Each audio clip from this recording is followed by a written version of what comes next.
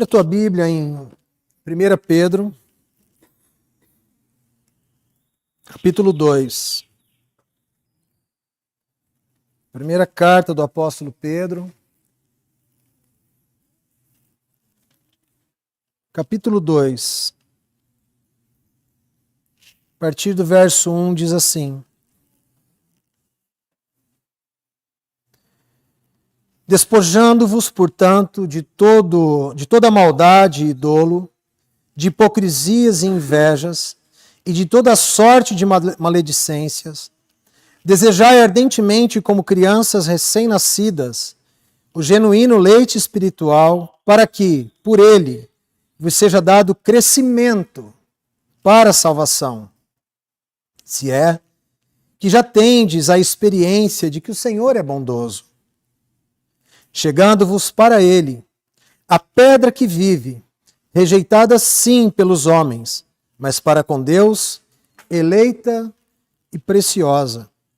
Também vós mesmos, como pedras que vivem, sois edificados casa espiritual para serdes sacerdócio santo, a fim de oferecerdes sacrifícios espirituais agradáveis a Deus por intermédio de Jesus Cristo. Pois isto está na Escritura. Eis que ponho em Sião uma pedra angular, eleita e preciosa, e quem nela crer não será, de modo algum, envergonhado. Para vós outros, portanto, os que credes, é a preciosidade. Mas para os descrentes, a pedra que os construtores rejeitaram, essa veio ser a principal pedra angular e pedra de tropeço e rocha de ofensa. São estes os que tropeçam na palavra. Grave bem isso, são estes os que tropeçam na palavra, sendo desobedientes para o que também foram postos. Verso 9. Vós, porém, sois raça eleita, sacerdócio real, nação santa, povo de propriedade exclusiva de Deus, a fim de proclamardes as virtudes daquele que vos chamou das trevas para a sua maravilhosa luz. Vós, sim, que antes não erais povo, mas agora sois povo de Deus, que não tinhas alcançado misericórdia, mas agora alcançastes misericórdia. Irmãos, nós, como povo de Deus, nós de fato temos vivido dias sombrios sobre a terra. Nós vivemos dias de profunda apostasia, enquanto o povo deveria estar apegado ao seu Deus e à sua palavra, o povo está desapegado de Deus e desapegado da sua palavra, e toda a expectativa dessa grande massa religiosa é de que Deus possa abençoar e fazer alguma coisa de bom para eles, afinal de contas, Deus é bom e a sua misericórdia dura para sempre. Pessoas que não discernem a vontade de Deus e o eterno propósito de Deus terminam trabalhando negativamente e sendo, de certa forma, pedra de tropeço para aqueles que talvez no seu coração desejem a edificação da casa de Deus. Pedro está dizendo no início dessa primeira carta que a casa de Deus somos nós, as pedras vivas, e que há uma pedra sobre a qual a casa está sendo edificada, e essa pedra é Jesus Cristo. E ele está comparando aqui dois grupos de pessoas. Ele está dizendo que há um grupo que desobedece, que não atende à voz de Deus, mas um outro grupo que ele chama de casa de Deus, de real sacerdócio, de povo de propriedade exclusiva de Deus. O detalhe é que o início desse capítulo, Pedro fala de forma geral para todos, para os dois grupos. Porque ele inicia dizendo que ambos devem despojar-se, verso 1, portanto, de toda maldade, dolo, hipocrisia, invejas e de toda sorte de maledicências. Por um lado, isso é negativo. O despojar-se dessas coisas é negativo. E quem entre nós pode dizer que, em alguma medida, essas coisas não operaram nas nossas vidas? Em alguma medida de maledicência, em alguma medida de hipocrisia, ou até mesmo inveja. Se a gente for muito honesto, a gente vai ver que o Senhor também está falando isso aqui para aqueles que foram chamados como real sacerdócio, aqueles que cooperam na edificação da casa de Deus. Agora, a grande diferença entre esses dois públicos ouvintes da mensagem que o apóstolo Pedro prega é a atitude do coração deles para com a edificação da casa de Deus. E aqui começa a marcar a grande diferença entre esses dois grupos de pessoas. Porque se por um lado a palavra de Pedro é para que todos nós nos despojemos de hipocrisia, de inveja, de maledicência, por outro lado, positivamente, ele diz assim: desejai ardentemente, como crianças, o leite, que nós estamos então sendo preparados pelo próprio Deus como sacerdócio para a edificação da sua casa. E por que a gente deve olhar tanto para o grupo negativo quanto para o positivo? Porque pode ser que alguns de nós nos identifiquemos com o grupo negativo. Pode ser que algum filho de Deus se identifique no grupo negativo. No grupo que tem inveja, que tem a boca maldizente. Você conhece gente que pragueja? Que reclama de tudo? Que nada tá bom? Que tudo parece ser o fim do mundo? Que olha o copo d'água e ele está pela metade e diz: tá vendo esse copo? Está meio cheio. Quer dizer, está meio vazio. E poderia dizer: oh, ele está meio cheio. Olhe para o negativo. E a inveja? Será que é um sentimento, irmãos, que brota no coração dos filhos de Deus? O detalhe é que nós temos recurso espiritual suficiente para nos liberarmos de toda a maledicência, de toda inveja, de toda hipocrisia. E o recurso é o sangue de Jesus Cristo, que nos limpa de todo pecado. Portanto, pode ser que você se identifique com esse grupo. E aqui eu digo para você, o sangue de Jesus Cristo te limpa de todo pecado. O sangue de Jesus Cristo te livra da hipocrisia. O sangue de Jesus Cristo te livra da maledicência. O sangue de Jesus Cristo te limpa da inveja. Só que uma vez que o sangue de Jesus Cristo opera, me liberando dessas coisas, me limpando, eu devo agora, estando vazio dessas coisas, procurar em Deus o preenchimento necessário para uma jornada frutífera diante de Deus. E, portanto, desejo ardentemente o leite não adulterado. E agora começa o aspecto positivo. Porque se como recém-nascidos desejamos o leite espiritual, porque o leite não adulterado, irmãos, é o leite espiritual, é o alimento espiritual, provido por Deus, por meio das Sagradas Escrituras e revelado nos nossos corações pelo Espírito.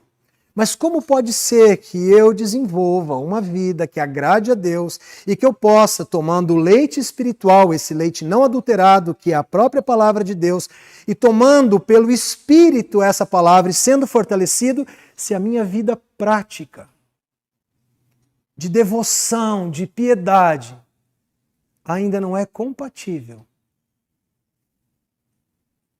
com o recipiente adequado para o depósito desse alimento espiritual não adulterado. E aqui, irmãos, entra a diligência, a devoção, a responsabilidade dos filhos de Deus. E essa responsabilidade, irmãos, é um alerta das Escrituras que vai de Gênesis ao Apocalipse. Essa responsabilidade que nos toca a nós, como filhos de Deus, ela vai como o alerta de Deus de Gênesis ao Apocalipse.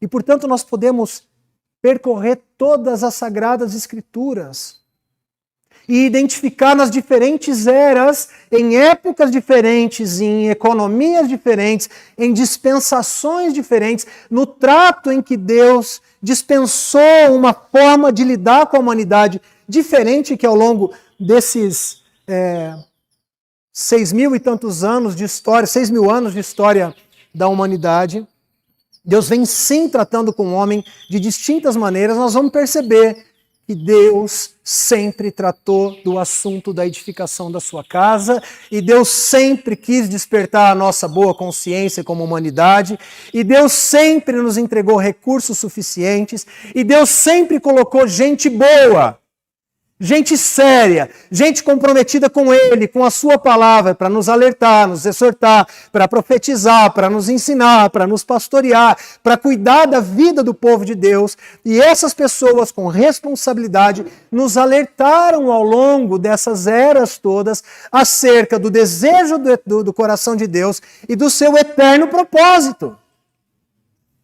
E, portanto, o eterno propósito de Deus é edificar uma casa para si mesmo, a fim de que ele more, a fim de que ele habite essa casa. E a edificação dessa casa é certamente ver o seu Filho, Jesus Cristo, que é essa pedra que Pedro fala, que foi rejeitada pelos construtores, sendo a base, o fundamento da edificação da sua casa. E nós agora, segundo as palavras do apóstolo Pedro, sendo as pedras vivas colocadas na edificação dessa casa. Mas se por um lado nós somos as pedras vivas colocadas bem encaixadamente, de acordo com o dom, com o tamanho de pedra que cada um de nós é para Deus na edificação da sua casa, por outro lado, nós também somos os cooperadores, aqueles que trabalham na edificação dessa casa. E não há uma dispensação, irmãos, não há nenhuma era semelhante a essa que nós vivemos hoje. Em nenhum momento da história da humanidade. Porque a era da igreja, o período em que Deus decidiu dispensar a vida do seu Filho no nosso interior para a habitação.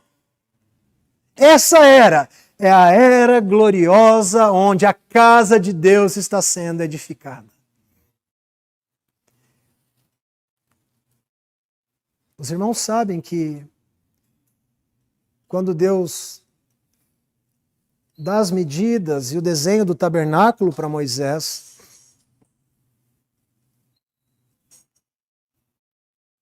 em Êxodo capítulo 40, você vai ver que eles terminam a edificação do tabernáculo. O texto é muito claro. Terminada a edificação do tabernáculo. O verso seguinte diz: e a glória de Deus encheu a casa. Você sabe o que é a glória de Deus encher a casa? É o próprio Deus, na sua manifestação gloriosa, na sua Shekinah, no peso da sua presença de glória, cobrindo todos os aspectos e os âmbitos e toda a razão pela qual aquela casa havia sido edificada e os utensílios, e a glória de Deus tocava todas essas coisas. Você vai perceber que quando também o templo que Salomão edifica é terminado, segundo as Crônicas, capítulo 5, você vai ver que o templo é edificado. E o texto fala da conclusão da edificação da casa de Deus. O verso seguinte diz: e a glória de Deus encheu a casa. E encheu a casa de tal maneira, a Shekinah de Deus, o peso da glória, da presença de Deus, que foi impossível que que os sacerdotes que ali estavam presentes pudessem fazer alguma coisa. Porque eles não conseguiam oficiar, eles não conseguiam trabalhar, eles não conseguiam fazer absolutamente nada, porque havia um peso de glória tão extraordinário pela presença de Deus, que eles foram impedidos de fazer qualquer coisa. Será, irmãos, que na restauração do testemunho de Deus, na igreja, o próprio Deus não deseja fazer algo semelhante? Dispensar uma medida de glória na casa em que Ele já habita, que é a sua igreja. Que somos nós as pedras vivas, mas também somos esse santuário que está sendo edificado para Deus. Será que Deus não deseja manifestar tal peso de glória na sua igreja, que nós, quando tentemos fazer alguma coisa do nosso jeitão, sejamos completamente impedidos pelo Senhor? Eu creio que sim, irmão. Eu creio que Deus quer conduzir com a sua glória as nossas vidas de tal maneira, agora, nesse tempo, no fim dessa era, na edificação da casa de Deus, na etapa final dessa era, Deus deseja, como nunca, que os filhos, os seus filhos, tomem a responsabilidade de trazer a sua glória à sua casa. A ponto de nós, como agora os sacerdotes, os ministros competentes de um novo pacto, os reis e sacerdotes da era da igreja, porque a igreja é um reino sacerdotal, é o que Pedro diz nessa primeira carta, no capítulo 2, no verso 9. Nós, porém, somos nação santa, real sacerdócio, povo de propriedade exclusiva de Deus, a fim de proclamar as virtudes daquele que nos chamou das trevas para a sua maravilhosa luz. Sim, o desejo de Deus é fazer com que nós, esse reino sacerdotal, tenhamos a sua glória tão manifesta entre nós, com que não precisemos, irmãos, querer fazer nada diferente daquilo que o próprio Deus estabeleceu, porque Ele conduzirá a sua casa.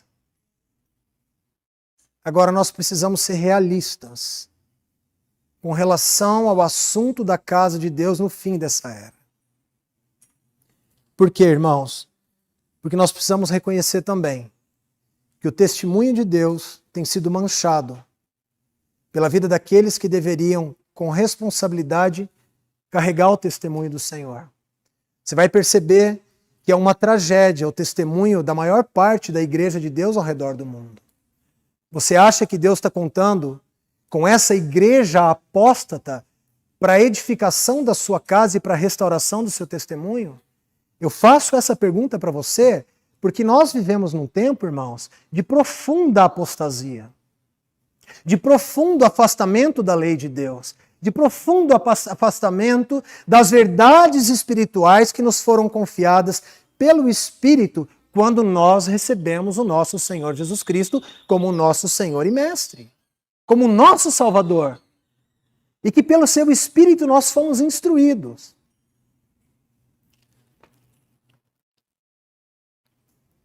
Portanto, se o testemunho da casa de Deus está maculado, porque aqueles que deveriam trabalhar na edificação da casa de Deus não tiveram a responsabilidade, ou não têm tido a responsabilidade suficiente com a sua própria vida, em andar de maneira diligente, santa, de maneira agradável diante de Deus.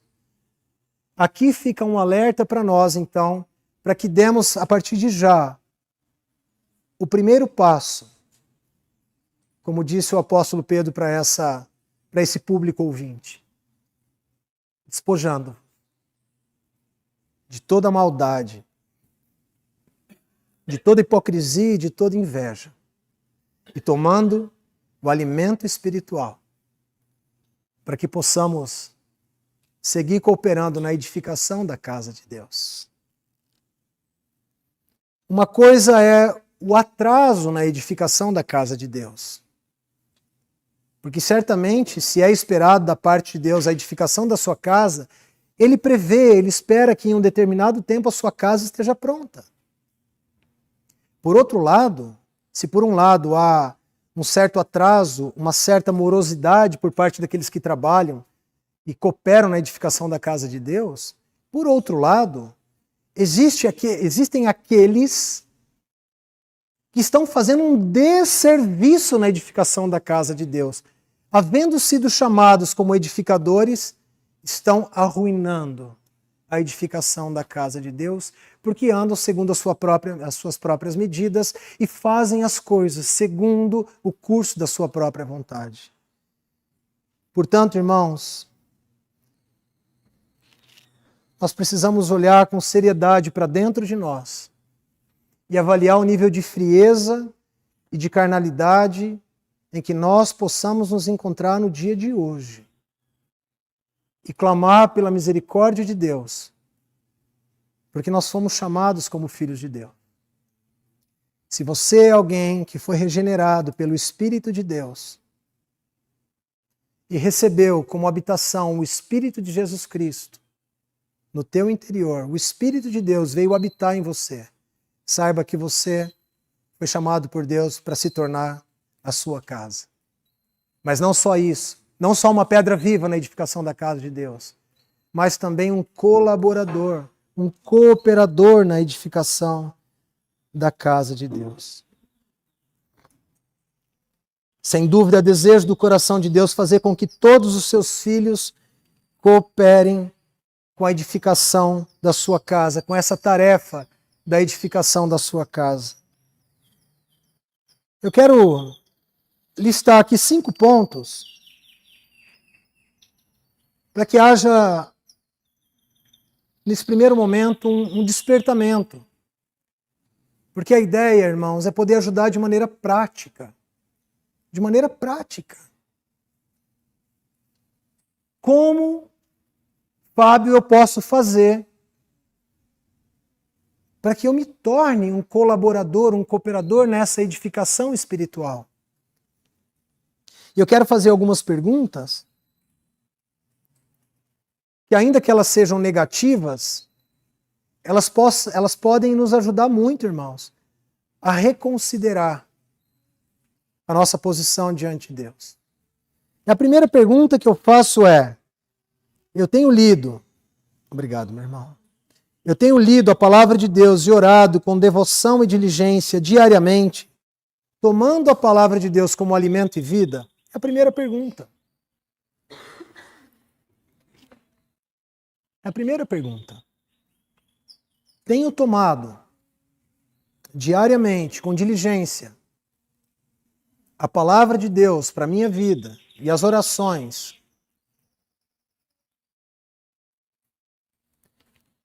Segunda pergunta. Tenho me preocupado mais com o testemunho de Deus em minha vida do que com os meus projetos pessoais? Segunda pergunta. Eu me preocupo mais com o testemunho de Deus na minha vida do que com os meus projetos pessoais? Terceira pergunta. Eu tenho considerado diligentemente pregar o amor de Deus e a sua salvação aos perdidos? Quarta pergunta. Me preocupo com as necessidades dos pobres, dos órfãos e das viúvas? Quinta pergunta. E aqui é a cereja no topo do bolo. Tenho anelado a vinda do nosso amado Senhor Jesus mais do que os meus projetos e sonhos pessoais? O que eu quero que se torne, que se concretize primeiro? Que possa se tornar palpável, real para mim? O que eu espero que aconteça primeiro? A vinda do nosso Senhor ou a realização dos meus projetos e sonhos pessoais? Eu creio que essas 5 perguntas, irmãos, elas já começam a dar um norte para nós de como nós nos encontramos. Você não precisa me responder. Mas eu sei que você tem uma resposta para isso. Eu sei que você tem uma resposta para essas 5 perguntas. E ela precisa ser considerada diante de Deus, acima de todas as coisas. E você tendo a resposta aí no seu coração, eu quero poder então colaborar com uma visão mais clara de como é que nós podemos nos comprometer, queridos, com a restauração da casa de Deus e com o levantar do seu testemunho, especialmente nessa cidade. É claro que o testemunho de Deus é levantado de maneira universal quando a igreja tem responsabilidade. Porque tanto principados quanto potestades, homens e toda a criação passa a testemunhar do mistério de Deus que estava escondido em Cristo, que é a igreja. E agora, por meio da igreja, Cristo dá a conhecer aos principados e às potestades, dá a conhecer à criação como um todo o significado da sua igreja, sendo ela a casa espiritual para a habitação de Deus. Um povo, irmãos, que é tirado do inferno, do mundo. Um povo que é tirado de um mundo de iniquidade, que é tirado do Egito, que é esse sistema mundano perverso, que também é tirado da Babilônia, que é esse sistema religioso perverso que perverte a verdade de Deus. Irmão, se nós formos removidos daí, se prepara, porque Deus conta com você. Deus conta com você para a edificação da sua casa. Duas coisas eu quero considerar no tocante à edificação, à restauração da casa de Deus, para a gente ir dando os passos agora em direção ao que o Senhor de fato quer nos mostrar por meio da sua palavra. Porque até agora foi um preâmbulo para a gente se situar nesse processo da edificação da casa e onde nós estamos. Mas duas coisas são importantes a serem consideradas. A primeira, quem são e o que faz cada um na edificação. Ou seja, quais são as pessoas que Deus conta para a edificação especificamente, como por exemplo, se você for construir uma casa, você vai precisar do auxílio de um arquiteto para projetar a casa, mas você vai precisar também dos profissionais, aquele profissional da alvenaria, que vai lançar os fundamentos da casa, depois a sobreedificação. Você vai precisar de um profissional que vai cuidar da parte hidráulica, assim como você vai precisar de um profissional que vai cuidar da parte elétrica da casa. Executando os projetos de acordo com a planta, de acordo com aquilo que foi desenhado para que fosse, previamente estabelecido. Uma casa bem feita, terminada, ela nada mais é do que a materialização, o plasmar, o concretizar, o cristalizar-se daquilo que foi projetado. Deus projetou uma casa para a sua habitação. E agora Ele está buscando quem é aquele que vai lançar o fundamento, quem é aquele que vai levantar as paredes, quem é o que vai cuidar da parte hidráulica, quem vai cuidar da parte elétrica, quem é aquele que vai fazer a pintura no final, né? E cada um vai fazendo. Essa é a primeira parte. Nós precisamos saber quem são e o que cada um faz na edificação. E o segundo ponto, quais são as etapas e os níveis da restauração na casa de Deus. E para isso eu quero compartilhar com os irmãos e tomar como exemplo a nação de Israel, porque é um belíssimo testemunho no Antigo Testamento de um povo pertencente a Deus, que foi chamado como reino sacerdotal e que se desviou de Deus e que, como juízo de Deus, Deus faz com que haja uma dispersão desse povo. Esse povo andou disperso e já não pôde mais edificar a sua casa, mas que Deus, por sua infinita bondade e misericórdia, prometeu que traria esse povo de volta à sua comunhão e que esse mesmo povo a quem Deus restauraria a comunhão seriam os instrumentos para a edificação da sua casa. Portanto, irmão, irmã, se você se encontra afastado de Deus, se você é alguém que um dia foi chamado por Jesus Cristo, e se você se encontra hoje entre esse povo que se sente como que exilado de Deus, porque os seus pecados te afastaram de Deus. Eu quero te dizer que há um Deus de bondade e misericórdia que nos aproxima novamente dele e que ele não leva em conta os pecados do passado e que o próprio Deus, por sua bondade e misericórdia, deseja restaurar as nossas vidas, e nessa restauração da sua vida, Deus conta que você se torne um edificador na sua casa. Presta atenção, você que antes fazia um desfavor na casa de Deus por um testemunho péssimo que dava, e você por um testemunho péssimo ao andar afastado de Deus, estando afastado de Deus, se sentindo banido por Deus, você descobre que esse mesmo Deus, de quem você se afastou e que você prejudicou a sua obra, ele agora não só te perdoa, mas ele te reestabelece na edificação da sua casa. Foi o que aconteceu com a nação de Israel. Israel era um reino unido, 12 tribos, e por volta do ano 700, um pouco antes, com o rei Salomão, logo depois do rei Salomão, com seu filho Roboão, esse reino das 12 tribos é dividido.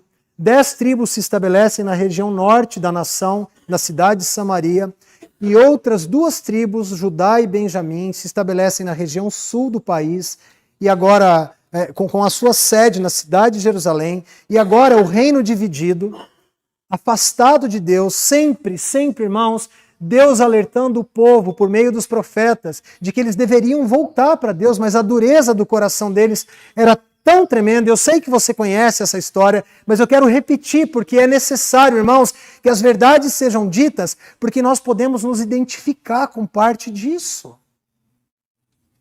É por isso que as Escrituras precisam ser recitadas para nós. Porque a palavra de Deus precisa ser relembrada por cada um de nós. Porque não podemos considerar que já estamos plenos e completos em Deus. Temos jornada a percorrer. Aqueles que se encontram bem, que andam bem diante do Senhor, glória a Deus, aleluia. A Escritura diz, cuide para que não caia. Mas também a Escritura diz que aquele que caiu, o cair é do homem, mas o restaurar-se, o levantar-se vem do Senhor. Por isso a gente precisa se animar, irmãos, por nós e pelos nossos irmãos. Por volta do ano 700, o Império Assírio vem, toma o reino do norte, foi chamado de reino de Israel, os leva cativo para a Síria e os espalha por todas as nações onde o Império Assírio governava. E por volta do ano 580, Nabucodonosor, agora já um outro império dominante na terra, o Império Babilônico, vem até Jerusalém pela impenitência e dureza do coração do povo de Deus, porque rejeitaram a voz dos profetas, e então Nabucodonosor toma a cidade de Jerusalém, destrói a cidade, destrói o templo e leva o povo cativo para a Babilônia. E ali na Babilônia, Deus começa a despertar alguns homens para a restauração da sua casa. Havia uma profecia do profeta Jeremias, de que o período de exílio do povo judeu na Babilônia seria de 70 anos. E então, com base nessa profecia, o povo vai se movendo e discernindo o tempo da restauração da casa de Deus. Irmão, talvez alguém possa se encontrar 5, 7 anos afastado do Senhor. Talvez você esteja num caminho de apostasia e de esfriamento. A palavra profética vem não para nos condenar, a palavra profética vem para nos alertar. A palavra profética vem para nos alentar, para nos dar consolo de que há um Deus de misericórdia que restaura as nossas vidas. E então inicia-se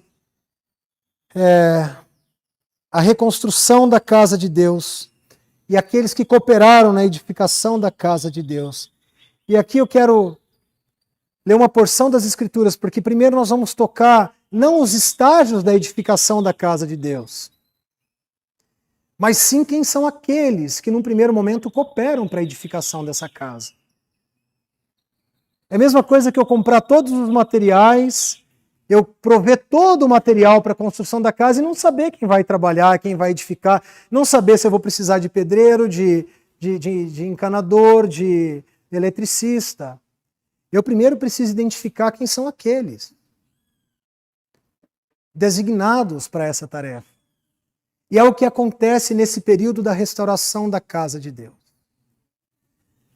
Leia comigo Zacarias capítulo 3, livro do profeta Zacarias, capítulo de número 3.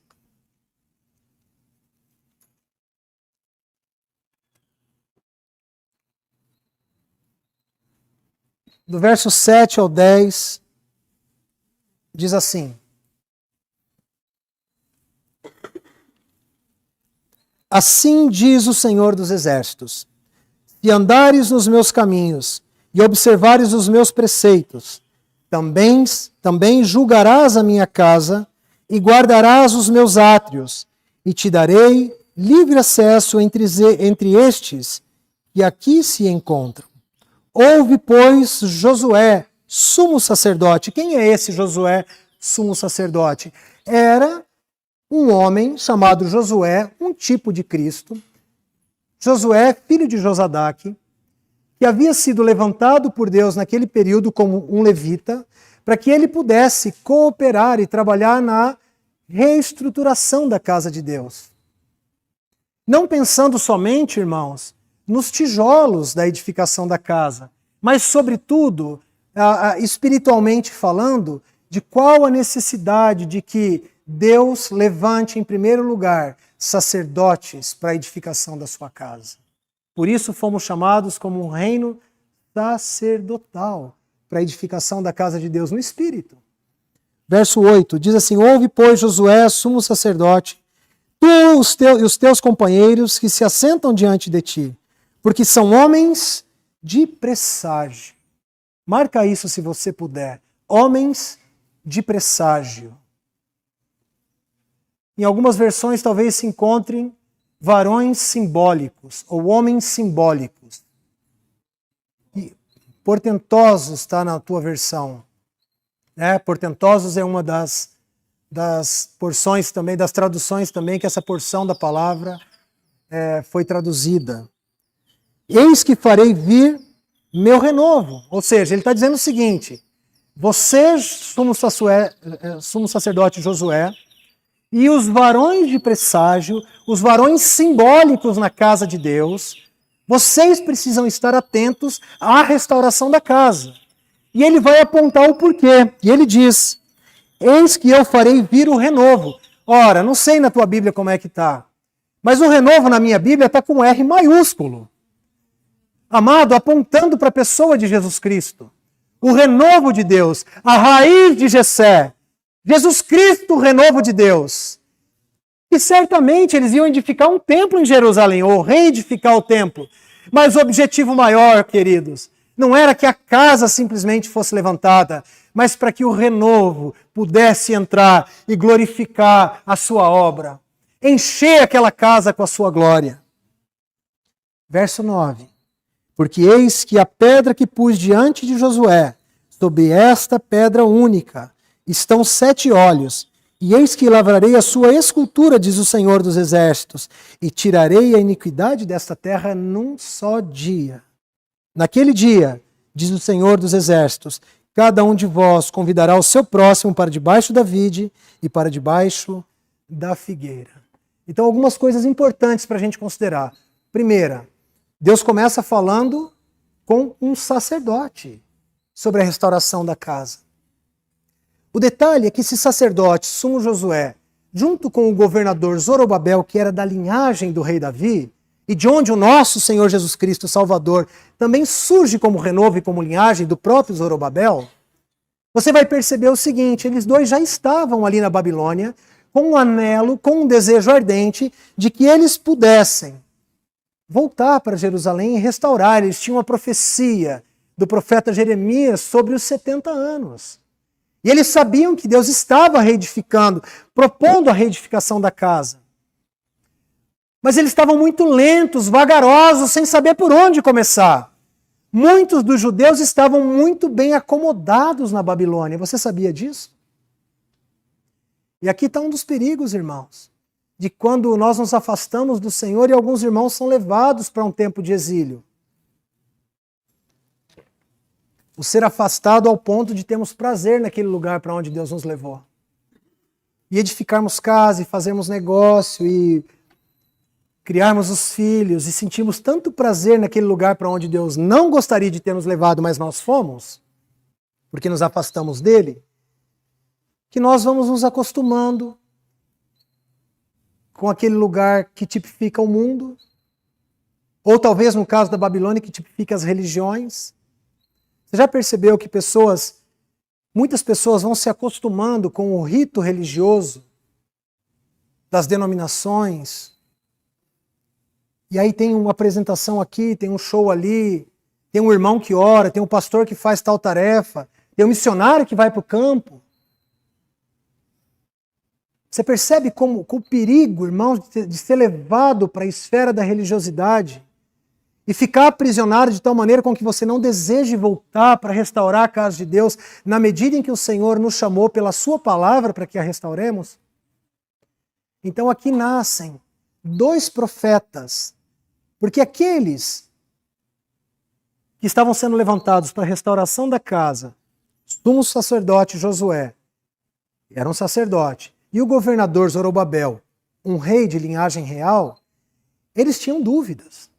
Então nasce o ministério do profeta Ageu e do profeta Zacarias exatamente nesse ponto da história de Israel. E Zacarias se levanta, no espírito profético, Deus o move para despertar Zorobabel, para encorajar Zorobabel, para encorajar o sumo sacerdote Josué a levantar um remanescente entre os judeus que tivesse a disposição em se posicionar para restaurar o testemunho de Deus na própria nação de Israel. E nós vamos ver com a ajuda do Senhor, talvez no próximo domingo, que nós não podemos fazer essa restauração da casa e da cidade de Deus de qualquer maneira. Existem níveis e etapas da restauração da casa de Deus que nós precisamos respeitar. Cada um dos níveis, porque Deus dispôs etapas para a edificação da sua casa. Só que antes dele nos revelar e nos entregar a compreensão sobre a disposição de cada etapa da edificação da casa, nós precisamos identificar quem são aqueles a quem Deus desperta para a edificação da sua casa. Você vai perceber que toda a base da edificação da casa é a própria pessoa de Jesus Cristo apontando para o renovo. O objetivo maior de Deus, queridos, não era simplesmente levantar o templo novamente em Israel. Tenham em conta que o objetivo maior de Deus era, na linha do tempo e da dispensação com a qual Deus vinha trabalhando, que era a dispensação da lei de Moisés, eles pudessem edificar o templo para que aquele templo, eu sei que foi mencionado semana passada pelo Leonardo aqui, quando terminasse a sua edificação, a glória daquela segunda casa pudesse ser maior do que a primeira. E por que ela foi maior do que a primeira? Porque certamente, amados irmãos, aquele que deveria entrar para glorificar aquele templo, ele entrou. E quem foi aquele que entrou naquele templo? Mais de 400 anos depois, a própria glória de Deus, o Filho glorioso do Senhor. Mas você percebe como existe um tempo para que Deus vá trabalhando? E o objetivo maior de Deus fica tão claro, queridos. Porque aqui você vai perceber no verso 10, o profeta Zacarias está dizendo, vocês vão ter certeza de que esse renovo, essa pedra sobre a qual a edificação da casa de Deus é feita, é o próprio Senhor Jesus. Por que ele apontou que seria o próprio Senhor Jesus? Como sabemos que ele está tratando da pessoa de Jesus? Porque no final, no verso 10, ele vai dizer, porque cada um dos filhos de Deus estarão debaixo da sua vide e da sua figueira, simbolizando o período do reino milenar, tipificados pela videira, expressão da igreja, e a figueira, a expressão da nação de Israel, completamente restaurados, em harmonia espiritual no reino milenar, que todavia não se manifestou. Que há de vir o reino do nosso Senhor, quando o nosso Senhor regresse. Por que cantamos Maranata? Por que declaramos, ora vem Senhor Jesus? Senão porque aguardamos a vinda do nosso Senhor. E assim como sobre essa pedra são encontrados 7 olhos, e esses são os 7 Espíritos de Deus, agora, no fim desse pacto, do novo pacto, em que a obra do Espírito Santo vai se intensificando, os 7 Espíritos de Deus, que vão trabalhando com maior intensificação na igreja, nós podemos discernir que esse número 7, ele trata de obra perfeita de Deus entre os homens. A obra perfeita de Deus entre os homens. O número de Deus é o número 8, que não tem começo nem fim. E ele vem depois do 7 porque de fato ele é o infinito. Mas o número 7 trata do assunto da perfeição da obra de Deus entre os homens. Portanto, por isso os 7 Espíritos de Deus. Por isso, as 7 eras, ou as 7 dispensações do trato de Deus. Nós estamos culminando a 6ª era. E a gente está prestes a ver inaugurada a 7ª era, que é a era do milênio. E o que nos toca é a responsabilidade da edificação da casa de Deus nessa era, irmão. Porque se na era passada Israel falhou nisso, nós precisamos considerar que nós também podemos falhar nessa missão. Não que a casa de Deus não estará pronta e concluída nessa era. Porque de fato nosso Senhor vai voltar quando a sua igreja estiver completa, nesse sentido do seu testemunho, por meio da amostra representativa dos vencedores, do remanescente. Milhões e milhões e milhões de judeus foram deportados da região de Israel para a Babilônia. E você sabe, segundo Neemias, no capítulo 7, você sabe quantas pessoas voltaram para restaurar o testemunho do Senhor naquele período? 42.360 pessoas. De milhares de pessoas, 42.000. Ô, irmão, isso é um Maracanã de domingo. Imagina uma mega cidade. E você tem um grupo que se reúne no estádio, com um desejo ardente de voltar e servir de testemunho e cooperar para a edificação da casa de Deus. Deus certamente terminará a edificação da sua casa. Mas Ele conta com um remanescente para isso, como sempre foi. Você percebe isso?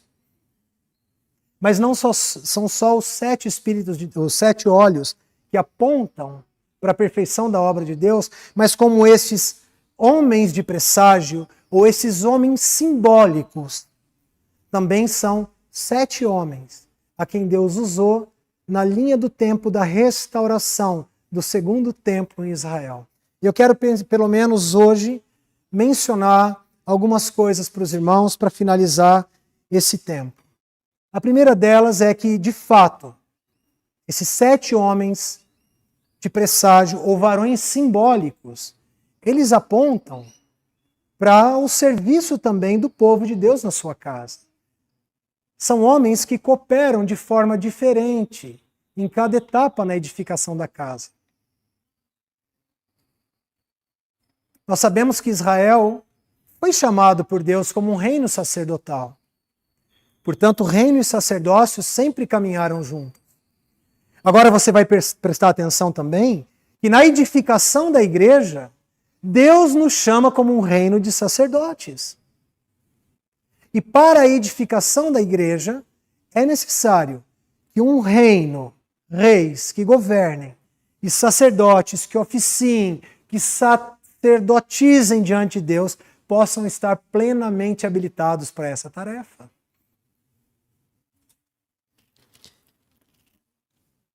Esses 7 varões são 7 homens daquele período.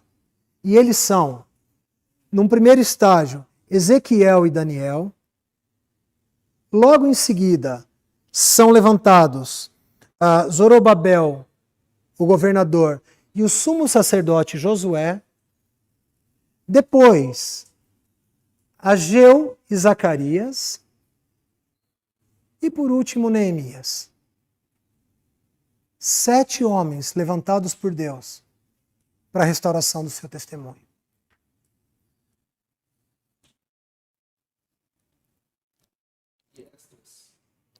Esdras entra também. Só que Esdras entra como grande escriba, o que vai reunindo e registrando desde a história inicial das profecias dos 70 anos, da qual Daniel no capítulo 9 teve revelação. E ele vai narrando toda a história e contando a história de todos esses homens, porque ele é o responsável por narrar a história. Ele é o responsável por contar a história dos varões de presságio. Sem sombra de dúvida, Esdras entra numa etapa final como grande mestre. E aqui nós podemos ver o que o apóstolo Paulo pôde definir como aqueles que equipam os santos para a edificação da casa de Deus. Apóstolos, profetas, evangelistas, pastores e mestres. E nós vamos encontrar entre os 7 varões de presságio, somado a Esdras, esses 5 ministérios fluindo também na restauração da casa de Deus no Antigo Pacto. É o mais lindo testemunho que nós temos no Antigo Testamento acerca do princípio da restauração de Deus à luz do Novo Testamento. É preciosíssimo, irmãos. É de uma riqueza belíssima para nós. Nós precisamos entender essas coisas, queridos. Nós precisamos discernir a palavra de Deus. Porque pode ser que nós sejamos encontrados no dia de hoje, sendo convidados por Deus para assumirmos uma dessas posições. E talvez você não tenha ideia. Você não saiba ainda. Talvez você esteja indagando há tanto tempo, Senhor, qual que é o meu papel na tua casa? O que eu vou fazer? E talvez pela natureza dos ministérios conhecidos no meio da igreja, falar, eu vou ser um missionário, eu vou ser um ministro de louvor, eu vou ser um professor de escola dominical. Amados irmãos, nós estamos falando da edificação da casa de Deus. Nós estamos entrando em assuntos profundos acerca da restauração do testemunho. E, portanto, nós temos que discernir pela palavra de Deus o que Deus espera de cada um de nós. Porque se porventura você não seja encontrado entre estes apóstolos, profetas, evangelistas, pastores e mestres, sem sombra de dúvida você vai ser encontrado entre aqueles que estão sendo equipados por eles. Porque o texto de Efésios 4 diz que estes são os que equipam os santos para a obra do ministério. Então, de certa forma, querido, você precisa considerar que você é um com estes homens de presságio, assim como o remanescente se considerava um com esses varões de presságio, a fim de que aquilo que Deus entregaria para os varões de presságio, os varões simbólicos, todo o povo participasse da edificação. Irmãos, como diz o nosso irmão Daniel, eu queria ter eloquência suficiente para poder mostrar para vocês a grandeza disso. Mas é necessário que a gente ore para entender a palavra de Deus. Porque nós precisamos discernir o que Deus está nos ensinando com respeito a um assunto pertinente para hoje. Porque a vinda do nosso Senhor é certa.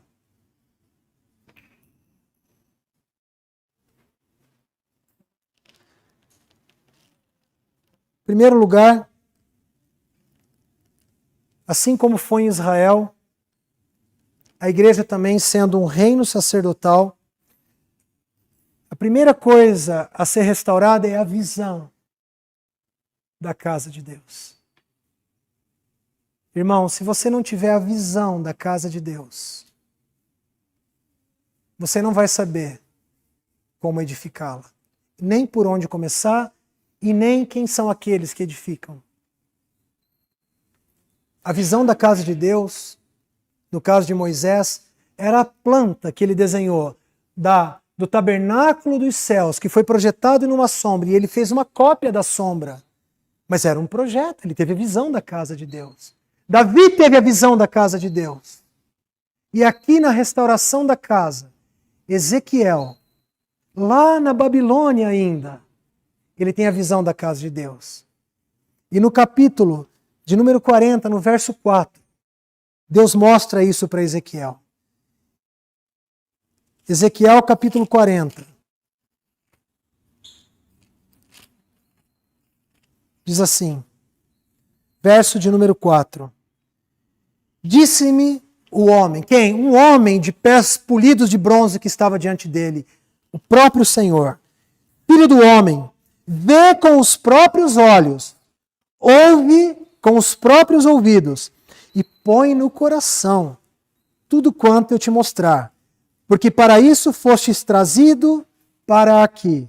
Anuncia, pois, à casa de Israel tudo quanto estás vendo. Primeiro ponto da restauração desses 7 homens simbólicos é que esse homem simbólico, Ezequiel, sendo um profeta, ele tem a visão da restauração da casa de Deus. Ele vê a casa, ele vê o templo, e ele tem a responsabilidade de compartilhar com os filhos de Israel aquilo que ele viu e aquilo que ele ouviu sobre a edificação da casa. Esse é o primeiro. O segundo homem de presságio é Daniel. E Daniel, no capítulo 9, você não precisa abrir, porque primeiro vem Ezequiel, depois Daniel. Daniel, no capítulo 9, ele está em comunhão com Deus. E enquanto ele estuda as Escrituras, Daniel tem clareza, pela leitura das Escrituras, de que o período do exílio babilônico seria de 70 anos. Portanto, Deus entrega a visão do templo restaurado para Ezequiel, mas revela ao coração de Daniel. Você vai encontrar o princípio de reino de sacerdote. Ezequiel, um sacerdote, profeta. Mas Daniel, que era de linhagem real, na tipologia de rei. O reino de sacerdotes. Ali começa o processo da restauração, um rei e um sacerdote trabalhando juntos. Ezequiel e Daniel, compreendendo, um tendo a visão da casa de Deus, o profeta da visão da casa de Deus. Mas Daniel discernindo. E nesse âmbito apostólico, ele começa a interceder pela restauração da casa de Deus em função da visão que Ezequiel havia tido. E ao interpretar as Escrituras, ele discerne que o tempo seria de 70 anos. Portanto, irmão, um dos varões de presságio, um dos varões simbólicos, vê a casa, e o outro varão simbólico intercede pela restauração da casa. Você percebe esse princípio? Também aplicado à igreja, irmãos, quando Deus nos dá a visão da igreja. E a igreja que eu trato aqui, eu estou falando do corpo de Cristo. Eu não estou me referindo, irmãos, à igreja como diz Austin Sparks, com I minúsculo, mas eu me refiro à casa de Deus, a essa casa espiritual que está sendo edificada, em que há uma visão muito clara da casa por um profeta, e que Deus levanta agora um governador, um reino sacerdotal, vê a operação? Daniel, para que ele pudesse agora, no espírito da profecia, começar a orar e interceder para aquele grupo de pessoas a quem Deus então levantaria para a restauração da sua casa. Você começa a entender a importância, irmãos, de que nós oremos pelo testemunho do Senhor, pela restauração do testemunho de Deus na sua igreja, para a restauração do testemunho de Deus em uma cidade. Daniel tinha clareza que a restauração do testemunho de Deus não se daria em Babilônia, por mais que os filhos de Deus estivessem em Babilônia. Ele sabia que havia uma necessidade de interceder por uma cidade onde Deus edificaria a sua casa para a sua habitação.